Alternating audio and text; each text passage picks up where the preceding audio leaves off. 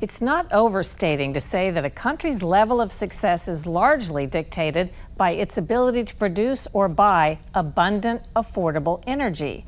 It impacts everything from national security to the economy. Today, we head to Europe to hear how U.S. energy companies are benefiting after the Russia-Ukraine war reset the energy dynamic in Europe.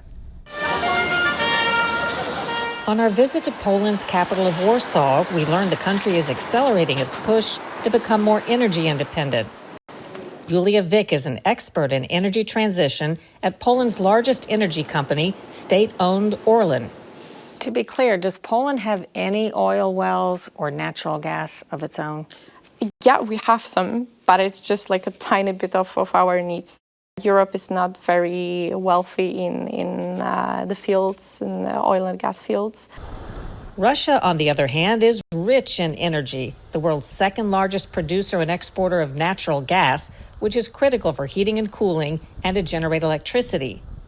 Before Russia invaded Ukraine in 2022, Austria and Latvia relied on Russia for more than 80% of their gas supply. Germany was Russia's largest gas customer, then Italy. Other large importers of Russian gas in Europe included the Czech Republic, France, Hungary, Poland, and Slovakia.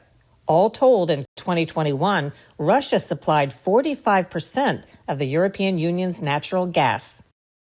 How would you describe what has changed in Europe since Russia invaded Ukraine when we're talking about energy?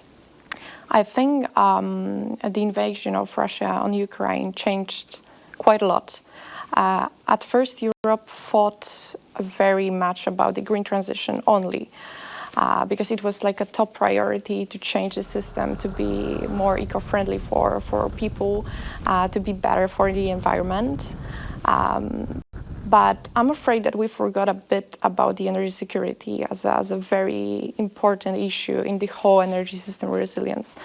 And when the invasion started, we saw this hydrocarbon supply routes being changed a lot. And the supply stopped coming from Russia. They just stopped. And we had to find alternatives.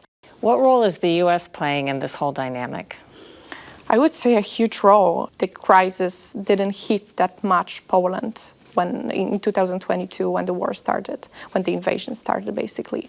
We had long-term contracts for LNG with U.S. suppliers. LNG is liquefied natural gas delivered to Poland from the U.S. in a steady stream of ships. It accounted for around 40% of the supply of natural gas to Poland. So it was huge, and those long-term contracts enabled us to avoid a very huge economic and security issue back then. So we were very fortunate that we thought about it and we had this reliable partner. Still, the disruption in energy supply from Russia set Europe into an economic crisis with shortages and skyrocketing prices. Peter Niemski has served in the Polish government in charge of energy issues. How difficult was it to have the surprise of the cutoff of Russian energy in a fairly short period of time in this time when Russia invaded Ukraine? It was a really economic shock because prices of gas really were very high. He says as a result, the EU adjusted its energy priorities. After half a year, something like that, created or provoked a series of decisions in Germany, in France, in other countries, toward diversification of these supplies. So to state the obvious, it's a better situation. So this is good result. This is good for Western Europe for sure. For some Central European countries as well. This aftershock, after this invasion, Russian invasion in Ukraine, created, proper result, I would say. The big winner in the equation is the United States.